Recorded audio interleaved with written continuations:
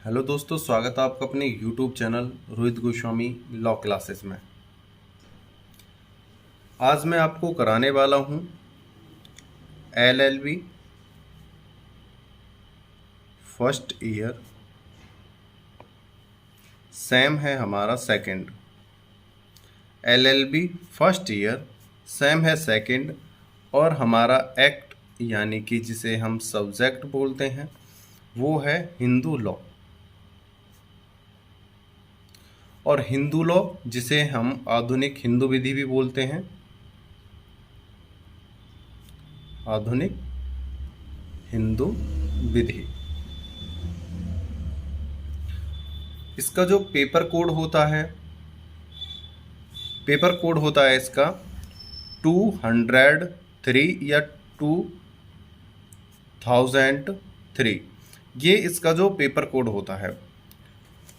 अब से पहले मैं अपने YouTube चैनल पर हिंदू लॉ से रिलेटेड काफ़ी क्वेश्चन डाल चुका हूँ और आप प्लेलिस्ट में जाकर वहाँ से देख सकते हो।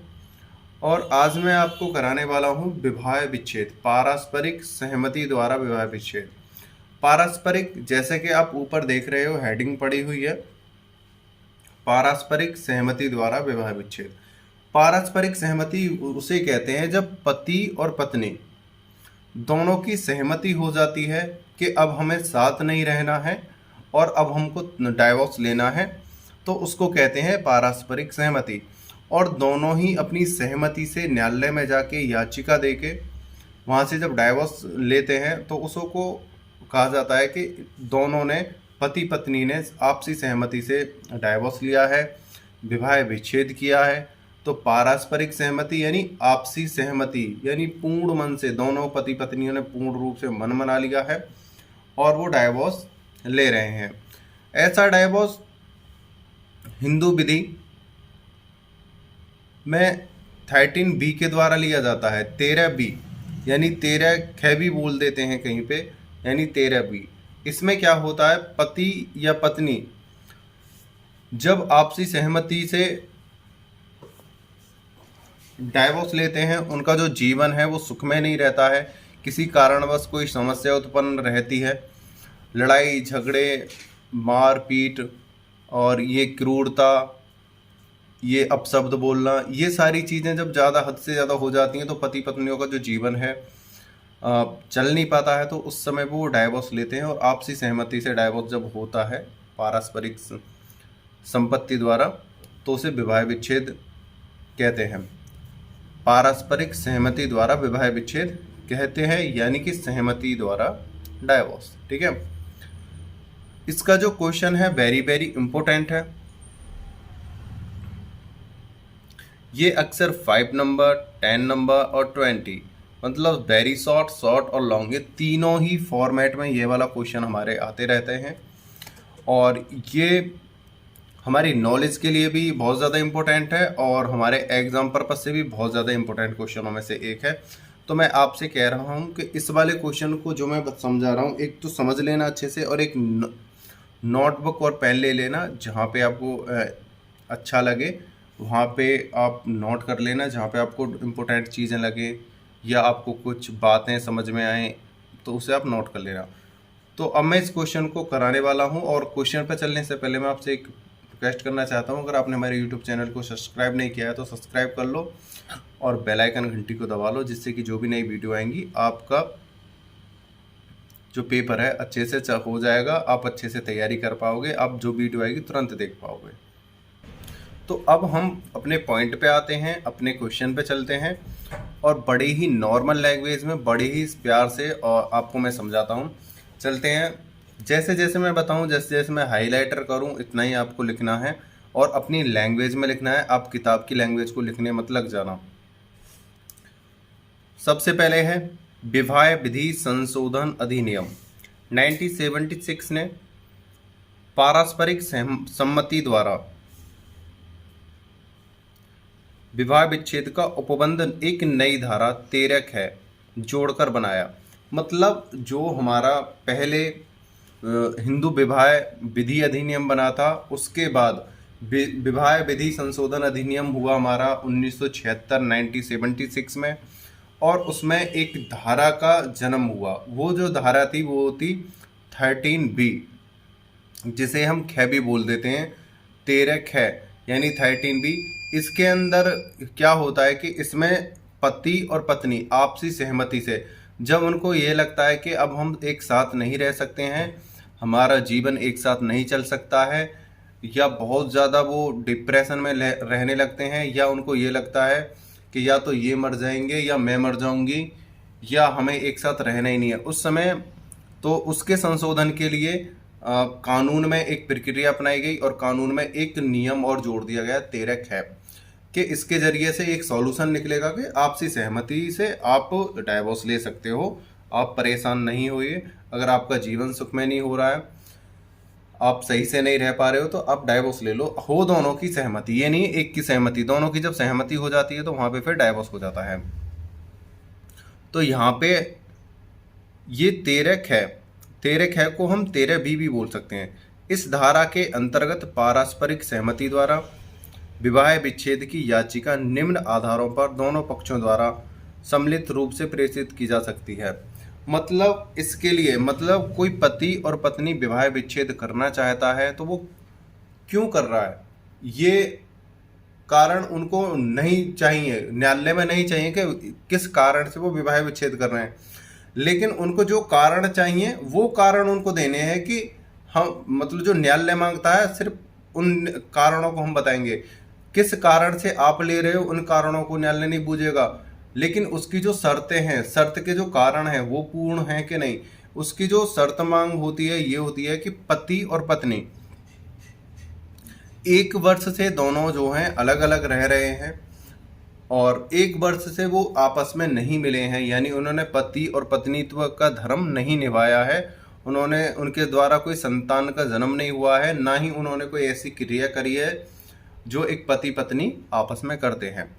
और यहाँ पे एक पॉइंट ये आता है कि बहुत से लोग ये सोचते हैं कि पति और पत्नी के अलग अलग रहने का मतलब ये है कि पत्नी अपने मायके में रहे या किसी और स्थान पे रहे और पति अपने घर पे रहे या कहीं और रहे। इसका मतलब ये नहीं है। अगर पति पत्नी एक घर में है, एक घर में रहते हुए भी अगर वो पति और पत्नीत्व का धर्म नहीं निभा रहे हैं, तब भी यह माना जाएगा कि वो अलग अलग यानी पृथक पृथक रह रहे हैं। अलग रहने का मतलब ये नहीं है कि पत्नी उनसे दूसरे घर में रहे और पति दूसरे घर में रहे। एक घर में रह के, एक छत के नीचे रह के, एक रूम में रह के हम इस बात को सिद्ध कर सकते हैं कि हमारे जो संबंध हैं वो पति पत्नी वाले नहीं चल रहे हैं पिछले 1 वर्ष से और हम बहुत ज़्यादा परेशान हैं। अब हम डाइवोर्स लेना चाहते हैं तो इसके आधार पर डाइवोर्स हो सकता है। वे साथ साथ रहने में असमर्थ रहे हैं, मतलब उन्होंने पूर्ण कोशिश की है, उन्होंने दिखाया है कि हम रहने की कोशिश तो की थी साथ साथ, लेकिन हम रह नहीं पा रहे हैं। और अब तो ये हुआ है कि हम पिछले 1 वर्ष से हम में कोई ऐसा संबंध ही नहीं बन पा रहा है कि जो एक पति पत्नी का होता है। हम एक जानवरों की तरह जिंदगी जी रहे हैं। भाई जिसके घर में कलेश है, जो पति पत्नी की तरह नहीं रह रहा है, तो वो तो एक जानवरों की ज़िंदगी हो गई ना, कि भाई रह तो है, मतलब ठप्पा तो लगा हुआ है पति और पत्नी का एक दूसरे का, लेकिन हम सही तरह से जीवन नहीं जी पा रहे हैं। तो आदमी जानवरों जैसा फील करता है कि भाई ये ज़िंदगी बहुत ज़्यादा नर्क है, अब तो तुम अपने रास्ते चले जाओ, मैं अपने रास्ते जा रहा हूँ, और आप अपनी लाइफ में कुछ करो, मैं अपनी लाइफ में कुछ करूँ, और हम दोनों जो है टेंशन फ्री हो जाएं, आप अलग मैं अलग। तो उस आधार पर यहाँ पे डाइवोर्स लेने के लिए कहा जाता है, यानी वे साथ साथ रहने में असमर्थ रहे। तीसरा जो पॉइंट आता है, उन्होंने पारस्परिक सहमति द्वारा विवाह विच्छेद करना स्वीकार किया। इस आधारों के सिद्ध होने पर न्यायालय का यह कर्तव्य है कि विवाह विच्छेद की डिग्री पारित कर दे। यहाँ पर न्यायालय हमसे ये नहीं पूछेगा कि रीजन क्या है, कि आप ये बताओ कि रीजन क्या है, वो ये नहीं पूछेगा। वो हमसे पूछेगा क्या आप 1 वर्ष से अलग रह रहे हो, आप दोनों को कहना है कि हाँ। क्या आप एक साथ नहीं रहना चाहते हो, जी नहीं हम रहना नहीं चाहते हैं। वो पूछेगा क्या आप आपसी सहमति से अलग होना चाहते हो, कि हाँ जी हम अलग रहना चाहते हैं। फिर वो दोनों पक्षों को अलग अलग ले जाएगा और आपसे पूछा जाएगा कि आप पे कोई टॉर्चर, कोई दबाव, कोई बल प्रयोग, यानी कोई मानसिक पीड़ा यानी शारीरिक पीड़ा, कोई इस प्रकार का जोर दबाव तो नहीं है आपके ऊपर। यही क्वेश्चन लड़की से करे जाएंगे, यही क्वेश्चन लड़के से करे जाएंगे, और वो जब दोनों ये कह देंगे ना जी हम पे कोई जोर जबरदस्ती नहीं है और ना ही कोई दबाव है, ना कोई शारीरिक मानसिक कोई समस्या है हमें दी जा रही है, ना प्रताड़ना दी जा रही है, हम आपसी सहमति से डाइवोर्स ले रहे हैं और ये हमारा खुद का रीज़न है, हम इसे नहीं बता सकते हैं बशर्ते हम डाइवोर्स लेना चाहते हैं, तो इस आधार पर वो डाइवोर्स हो जाता है। न्यायालय यह कर्तव्य कि विवाह विच्छेद की डिग्री पारित कर दे। इसके बाद जो न्यायालय है वो कह देगा कि हाँ आप दोनों से हमारे जो क्वेश्चन थे हमने कर लिए हैं, अब आप जो है डाइवोर्स के लिए कागज़ जो हैं उनको साइन करके उसे याचिका को दायर कर दो। आगे चलते हैं, ये सब जो हमारी शुरू की प्रक्रिया होती हैं। आगे देखो, पृथक पृथक रह रहे हैं। पृथक पृथक रहने से तात्पर्य है कि पक्षकार पति पत्नी की तरह नहीं रह रहे हैं। इसका संबंध रहने के स्थान से नहीं है, वे चाहे अलग स्थानों पर रह रहे हों या एक ही स्थान पर, परंतु यदि वे पति पत्नी की तरह नहीं रह रहे हैं तो वे पृथक पृथक रह रहे माने जाएंगे। मैंने अभी आपको बताया था थोड़ा पहले, पृथक पृथक रह रहे हैं। पृथक का मतलब ये नहीं है कि पत्नी किसी और स्थान पर रह रही है, पति किसी और स्थान पर रह रहा है, इससे कोई मतलब नहीं है। अब पृथक अलग अलग रहने का मतलब है कि पति और पत्नी के अंदर वो के साथ ऐसे संबंध नहीं है, पति के और पत्नी के आपस में ऐसे संबंध नहीं है, या उनके साथ कोई ऐसी क्रिया नहीं हुई है जो एक पति पत्नी के साथ होनी चाहिए। पृथक का मतलब है अलग अलग रहना, एक ही घर में हूँ चाहे वो एक ही स्थान पर क्यों ना हो, ठीक है, इसको कहते हैं पृथक पृथक। आप इस हेडिंग को अंडरलाइन कर लीजिएगा और आप इसको वहाँ पे लिख दीजिएगा। ये जो पॉइंट हैं इन पॉइंटों को आपको वहाँ लिखना है। ये ही वो वेरी इंपॉर्टेंट पॉइंट है जो हमारे इसके आधार हैं। बिल्कुल 1 point 2 point 3 point very important हैं ये वाले, इनको लिख लीजिएगा और यहाँ पे जो आप इसे हाइलाइटर कर लीजिएगा इसको। ये वाली आपको अपनी लैंग्वेज में ये चीज़ बता देनी है कि पृथक पृथक का मतलब ये नहीं है कि वो एक स्थान पे मतलब अलग अलग स्थानों पर रह रहे हों। पृथक का मतलब है एक स्थान पर रहने के बावजूद भी पति पत्नी का संबंध ऐसा नहीं है जैसे एक पति पत्नी का होना चाहिए, नहीं उनमें कोई ऐसी प्रक्रिया चल रही है जो एक बच्चे को जन्म दें या पति पत्नी का धर्म निभाएं। तो आप वहाँ पे ये चीज़ें लिख सकते हो। आगे है साथ साथ रहने में असमर्थता। एक यहाँ पे एक एग्जाम्पल दिया जा रहा है, एग्जाम्पल के बिना आप कुछ नहीं कर सकते हो। मैं प्रत्येक क्वेश्चन में बताता हूँ कि जब तक हम एग्जाम्पल नहीं देते हैं, मतलब एक केस के बारे में नहीं बताते हैं, तो हमारा क्वेश्चन बहुत ही कमज़ोर पड़ जाता है। जिस प्रकार केस करते वक्त अगर हमारे पास गवाह नहीं है उस प्रकार या साक्ष्य नहीं है, हमारा केस कमज़ोर हो जाता है। उसी प्रकार अगर हम क्वेश्चन कर रहे हैं और क्वेश्चन में कोई एग्जाम्पल नहीं है तो वो बिना गवाह और साक्ष्य जैसा ही हाल हमारे को आंसर का हो जाता है। तो इसे समझते हैं साथ साथ रहने में असमर्थता। समिष्टा बनाम ओम प्रकाश। उच्चतम न्यायालय ने मत व्यक्त किया कि साथ साथ रहने में असमर्थता से तात्पर्य है कि विवाह पूर्ण रूप से टूट चुका है, उसे जुड़ने की कोई संभावना नहीं है। यहाँ पर क्या है कि एक केस था समिष्टा बनाम ओम प्रकाश। उच्चतम न्यायालय ने कहा था कि यहाँ पे जो पति पत्नी है वो पूर्ण रूप से अलग रह चुके हैं, इनका जो विवाह पूर्ण रूप से टूट चुका है और ये आपस में रहने में बिल्कुल असमर्थ हैं। इन पे जोर जबरदस्ती किसी प्रकार का दबाव देकर हम इनको एक नहीं कर सकते हैं और इनकी जो प्रक्रिया है वो 1 वर्ष से अधिक की हो गई है पति पत्नी का दायित्व निभाते हुए, और इनको आपसी सहमति से डाइवोर्स दे दिया जाए। तो ये है समिष्टा बनाम ओम प्रकाश का। आगे चलते हैं। 13 बी है, 13 बी कह दो या 13 बी कह दो या 13 ख कह दो।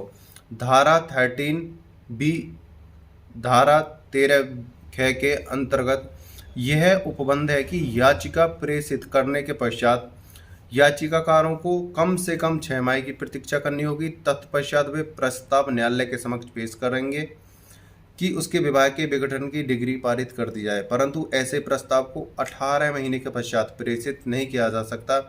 18 माह निकलने पर उसे फिर दूसरी याचिका प्रेषित करनी होगी। यहाँ पर एक बात कही है कि अगर पति पत्नी आपसी सहमति से डाइवोर्स लेना चाहते हैं और उन्होंने पूर्ण रूप से मन बना लिया है कि अब हम डाइवोर्स ही लेकर रहेंगे और उनके वो ग्राउंड्स, वो आधार बनते हैं जो एक डाइवोर्स के लिए न्यायालय को चाहिए होते हैं। तो यहाँ पर पति और पत्नी दोनों जो है मिलकर यहाँ पर डाइवोर्स के लिए याचिका दायर कर सकते हैं। पहली जो याचिका दायर करने के बाद जो पहला जो प्रस्ताव होगा वो 6 महीने के लिए, 6 महीने के लिए हमें टाइम दिया जाएगा। 6 महीने के बाद हमको 18 माह के अंदर यानी 1.5 वर्ष के अंदर हमारा जो डाइवोर्स है वो कंप्लीट हो जाएगा। अगर किसी प्रकार से वो खारिज हो जाता है, किसी प्रकार से अमान्य हो जाता है, तो 18 महीने के बाद हम फिर दोबारा से वहाँ पे याचिका डाल सकते हैं। विवाह विच्छेद का प्रस्ताव। पक्षकारों द्वारा प्रस्ताव प्रेषित करने पर न्यायालय पक्षकारों को सुनकर और आवश्यक जांच करके यह समाधान होने पर कि पक्षकारों के बीच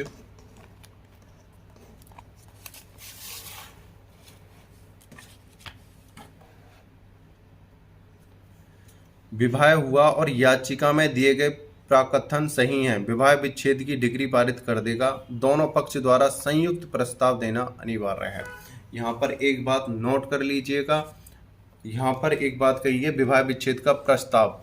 यहाँ पर जो विवाह विच्छेद का प्रस्ताव है वो एक तरफ से नहीं दिया जा सकता। जो विवाह विच्छेद का जो प्रस्ताव है, डाइवोर्स का जो प्रस्ताव है, पति पत्नी दोनों मिलकर ही देंगे। ये नहीं है कि पत्नी ने दे दिया, पति नहीं दे तो हो जाएगा, पति दे रहा है और पत्नी ना दे तो हो जाएगा। यहाँ पर पति पत्नी दोनों मिलकर डाइवोर्स की जो प्रक्रिया है वो पूर्ण करेंगे। और जो न्यायालय है, न्यायालय इसकी जांच करेगा कि ये 1 वर्ष से अलग रह रहे हैं या नहीं रह रहे हैं, इनके जो मन में जो अशांति है वो सही है या गलत है, इन ग्राउंडों को देखेंगे। और तीसरा पॉइंट ये देखते हैं कि क्या इन पर कोई जोर जबरदस्ती, कोई दबाव, कोई मानसिक प्रक्रिया, कोई शारीरिक, कोई ऐसी प्रताड़ना तो नहीं है जिसके डर से या लालच से ये एक दूसरे को डाइवोर्स दे रहे हों। तो ये सारी चीज़ें वहाँ पे देखी जाती हैं। उनके बाद हम वो जो न्यायालय है उनकी याचिका को एक्सेप्ट करके उन्हें डाइवोर्स के लिए बोल देता है। फिर आगे क्या है,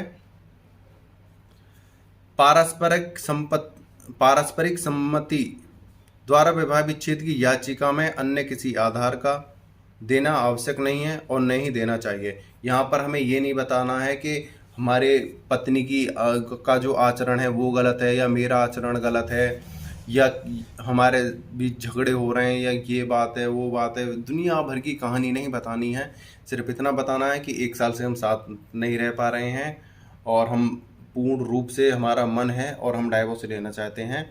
बस इतना ही आपको बताना है। और हम पे कोई शारीरिक या मानसिक या कोई आर्थिक दबाव नहीं है और हम पूर्ण रूप से सहमत हैं और हम डाइवोर्स लेना चाहते हैं। बस आपको ये बताना है। न्यायालय इन चीज़ों को चेक करेगी और आपका डाइवोर्स करा देगी, ख़त्म। 18 माह के अंदर आपको पूरी कहानी नहीं बतानी है कि ये मुझसे नमक के लिए झगड़ती थी, ये रोटियों के लिए झगड़ते थे, ये फ़ोन चलाने के लिए लड़ते थे मेरे से, मैं किसी और से प्यार करती हूँ, ये किसी और से प्यार करते हैं। ये सारी चीज़ों को वहाँ पे शो नहीं करना है। बस वो तो न्यायालय देखता है कि आप जिन ग्राउंड को वो मांगती है उस पर आप खरे उतरते हो या नहीं। पारस्परिक सहमति द्वारा विवाह विच्छेद की डिग्री पारित करने के पूर्व न्यायालय का यह समाधान होना भी आवश्यक है कि दोनों में किसी प्रकार की पक्षकार की सहमति कपट, छल या असामयिक असर द्वारा नहीं ली गई है। मतलब यहाँ पर न्यायालय यह चेक करता है कि जो 2 पति पत्नी हैं उनके अंदर कोई छल कपट तो नहीं है या उनको कोई जोर जबरदस्ती तो नहीं है या कोई लालच तो नहीं दिया गया है या कोई धमकी तो नहीं है या कोई बीमारी का बहाना तो नहीं बना। मतलब कोई भी छल या कपट या जोर जबरदस्ती या फोर्स तो नहीं है। पूर्ण सहमति का मतलब है अपने पूर्ण मन से देना, तो ये चेक करता है। धारा 23 के अन्य उपधाराओं की यथायोग्य लागू होती है। इस अनुबंध के अंतर कुछ प्रश्न न्यायालय के समक्ष उठे हैं जिनका इसको आप, ये नहीं है आपके मतलब का, ठीक है, आप यहीं तक कर लेना।